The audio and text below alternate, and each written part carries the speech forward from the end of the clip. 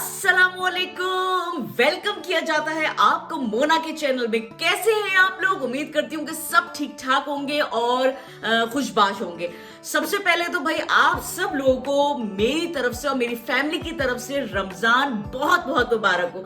और जनाब क्या तैयारियां चल रही हैं आपके रमजान? यही होता है कि रमजान जब आने वाले होते हैं एक हफ्ता पहले से जो है ना हमारे यहाँ तैयारियां शुरू हो जाती हैं, सफाइयां होने लगती हैं, किचन के काम होने लगते हैं। तो मैंने सोचा कि मैं भी जो है इस दफा एक व्लॉग बनाऊं जिसमें मैं ये दिखाऊं कि मैं क्या करती हूँ रमजानों से तकरीबन 3 से 4 दिन पहले। तो इसमें यह है कि मैं कुकिंग शुकिंग का तो कोई ऐसा वो प्रोग्राम नहीं करती हूँ, मतलब क्योंकि हमारे यहाँ जो है इस टाइम पे इफ्तार होता है कि हमारे यहाँ खाने का टाइम हो जाता है। तो इफ्तार तो बहुत ही कम कभी कभी बन जाता है जब खुद मेरा अपना पर्सनल दिल चाह रहा हो कि जी आज मैं जरा एक एहतमाम करती हूँ, या जुमे का दिन हो, जुमे जो है ना मैं फिर कोशिश करती हूँ कि थोड़ा सा एहतमाम करूँ। मगर नॉर्मल दिनों में जो है मैं कोशिश करती हूँ कि हमारे यहाँ क्योंकि घर में जो है वो सबको वो टाइम ऐसा होता है कि उसमें जो है फिर खाना ही खाना होता है, तो मैं फिर खाना ही तैयार करती हूँ। मगर उसके अलावा जो है ना जो सबसे ज्यादा मुझे परेशान करता है ना वो ये करता है कि अगर मेरे पास अचानक कोई आ रहा है और मेरे पास चटनी, मसाले और क्या कहते हैं इस तरह की चीजें अगर नहीं है तैयार तो मुझे बड़ी प्रॉब्लम होती है। लहसुन अदरक नहीं पिसा हुआ है जनाब, चटनी नहीं बनी हुई है, दही बड़े तो बनाने, अब उसमें आपको तकरीबन 1 घंटा चाहिए कि जी जनाब पहले इमली को भिगोएं और फिर उसके बाद उसकी चटनी बनाएं। तो ये चीजें जो है ना मैं इस दफा आप लोगों के साथ शेयर करूंगी क्योंकि मैं यही चीजें बनाती हूँ। तो मैंने कहा कि यही चीजें मैं शेयर कर लूं। और उसके अलावा जो समोसे टाइप की जो चीजें होती हैं, रोल्स होते हैं, समोसे होते हैं, ये मैं जो है ज्यादातर मैं घर में नहीं बनाती हूँ, मैं फ्रोजन ही रखती हूँ और मार्केट से खरीद के ले आती हूँ। तो वो मेरे पास रखे हुए होते हैं क्योंकि मुझे ये होता है कि कभी रोजाना तो बनने नहीं है, तो इस वजह से मैं जो है कभी कभी बनने होते हैं तो फिर उसमें से ही मैंने पैकेट में से निकाले और उसको फ्राई कर लिया। तो इस तरह का थोड़ा सा मैं काम जो है ना इजी कर लेती हूँ। तो बेहतर यही है कि आप घर में बनाएं, घर में ज्यादा अच्छा रहता है। मेरे पास इतना टाइम बाज दफा नहीं होता है, या मैं खुद जॉब पे होती हूँ, वहां से आती हूँ, तो मैं जो है इस वजह से इन चीजों पे फिर मेरा टाइम जो है ना वो इतना ज्यादा सर्फ नहीं मैं करती हूँ। मैं ये होता है कि मैं जी पैकेट का खरीद कर ले आती हूँ और फिर उसको इस्तेमाल करती हूँ। तो आज जो है जनाब मैं चटनी, मसाले ये सब आपको बताऊंगी कि मैं किस तरह इनकी तैयारी जो है ना पहले से करके रख लेती हूँ। कि बस फ्रिज खोला, इमली की चटनी निकाली जी, हरी चटनी निकाली, दही बड़े फटाफट बना दिए, दाल मैं अक्सर सुबह में भिगो के चली जाती हूँ, उसके बाद जब आई उसको ग्राइंड किया और पकौड़े बना लिए, दही बड़े के जो बड़े होते हैं वो बना लिए। तो इस तरह जो ना मेरा तैयारी पूरी हो जाती है और मुझे कुकिंग ही खाना ही बनाना होता है। तो खाने का फिर मैं सोच के जाती हूँ कि जनाब मुझे ऐसा खाना बनाना है जो कि रोजेदार सब शौक से खा सके। तो आइए सबसे पहले जनाब चटनी और मसालों को स्टार्ट करते हैं कि हमें करना कहाँ से, स्टेप बाय स्टेप मैं बताऊंगी आपको। और अगर आपको रेसिपी चाहिए तो आप मुझे बता सकते हैं, मैं इंशाल्लाह ताला उसकी रेसिपी जो है वो भी आप लोग के साथ शेयर कर दूंगी, ठीक है। तो सबसे पहले ये करते हैं कि देखते हैं कि चाट मसाला चटनी, इमली की चटनी मैं सबसे पहले तैयार करूं क्योंकि इमली मैंने अभी फिलहाल भिगो दी है और जब वो जरा सी नरम हो जाएगी तो मुझे उसके साथ क्या करना है वो आप देखिएगा कि उसके साथ क्या जुल्म सितम होता है और फिर उसके बाद क्या मजेदार चटनी बनती है। चलें जी आइए चलते हैं और अपनी व्लॉग का आगाज करते हैं। जी जनाब, यहाँ पर आगाज़ होता है गर्मा गर्म चाय से। और मेरी एक सब्सक्राइबर हैं जिन्होंने मुझसे पूछा था कि आप जब चाय बनाती हैं तो चाय की पत्ती ऊपर आ जाती होगी। तो जनाब देखिए आप कि इस वक्त मैंने चाय पत्ती में गर्म पानी डाल के और उसको किस तरह चाय बनाई है और पत्ती बिल्कुल भी ऊपर नहीं आई है। जी यहाँ पर जो है मैंने इमली जो है वो भिगो दी थी। अब मुझे इसको चूल्हे पे रखना था ताकि ये अच्छी तरह उबल जाए, और ये जनाब मैंने इसको चूल्हे पे रख दिया था। आज मैं सोच रही थी कि मैं आपके साथ जो है अपनी कुछ बहुत ही गोल्डन मेमोरीज़ जो है ना वो शेयर करूं और आपको बताऊं कि आज से 5 साल पहले जब मैं रमज़ानों में उम्रे पे गई थी तो मेरी क्या फीलिंग्स थी और मेरा प्लान कैसे बना और वहाँ जाके मैंने क्या फ़ील किया। तो आइए चलते हैं, काम भी अपना साथ साथ चलता रहेगा और आज आपसे गपशप भी होती रहेगी। जी तो ये बात है 2015 की, जब मैं रमज़ानों में जो है उम्रे पे गई थी। अच्छा जी, अब इरादा तो बन गया था, अब हमें ये डिसाइड करना था कि हम पैकेजेस लें या फिर हम जो है सिर्फ टिकट खरीद के यहाँ से चले जाएं और फिर वहाँ जाके हम होटल करवाएं। खैर बहरहाल हमने सोचा कि ऐसा ही करना चाहिए कि हम जो है यहाँ से टिकट लेते हैं और फिर वहाँ जाके हम होटल करवाएंगे, क्योंकि पैकेजेस जो है वो अच्छे खासे महंगे थे। तो खैर बहरहाल हमने टिकट लिए सऊदी एयरलाइन के। उन दिनों में काफ़ी रिजनेबल जो हैं वो टिकट्स मिल गए थे हमें।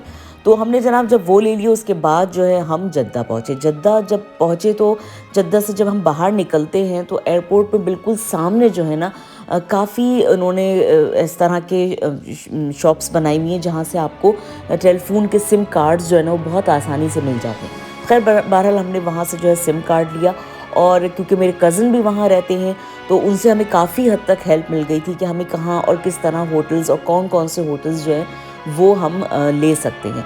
तो उन्होंने हमें यही मशवरा दिया था कि क्योंकि मेरी अम्मी भी मेरे साथ थी कि अगर व्हील चेयर के कोई लोग साथ में हों तो बेहतर यही है कि हम जो है मक्के में करीब से करीब जो है वो होटल लें, क्योंकि ये होता है कि अमूमन उम्रे के बाद जो है बाज़ दफ़ा हर दफ़ा जो है नमाज के लिए एजेड लोग का जाना मुश्किल हो जाता है व्हील चेयर पे, और इतनी भीड़ भी होती है। बाज़ दफ़ा ये भी होता है कि हम जब व्हील चेयर लेके जाते हैं तो जो आगे चलने वाला आदमी होता है या कोई भी होता है तो उसके जो है काफ़ी हद तक व्हील चेयर वाले की वजह से उसको बड़ी परेशानी होती है। तो हमने यही सोचा था कि हम जो है ऐसा होटल उनके मशवरे से ले लेंगे जिससे ये होगा कि अम्मी जो है अगर उम्रे के बाद कभी ये हो क्या कभी बहुत ज़्यादा रश है तो हम जो अम्मी जो है अपनी इबादतें होटल में बैठ के भी कर लें। तो हमने क्लॉक टावर में जो है वो अपना क्या कहते हैं होटल जो है बुक करवाया था। अच्छा, एक इसमें मैं आपको मशवरा और दूंगी कि जब भी कभी यहाँ से जाते हैं और आपने पैकेज नहीं लिया है और आप वहाँ जाके होटल लेना चाहते हैं तो वहीं जाके होटल करवाइएगा, क्योंकि जब हम क्लॉक टावर जो है का होटल जो है वो यहाँ से देख रहे थे तो वो काफ़ी हद तक महंगा आ रहा था, मगर जब हम वहाँ पहुँचे और हमने वहाँ पहुँच के जो है अपना होटल बुक करवाया तो पैसों में बहुत फ़र्क था। खैर जनाब, अब जब होटल पहुंच गए तो होटल पहुंचने के बाद हमें जो है सबसे पहले उम्रा करने जाना था, तो हमने जो है अपना सामान रखा और उम्रे के लिए जो है निकल गए।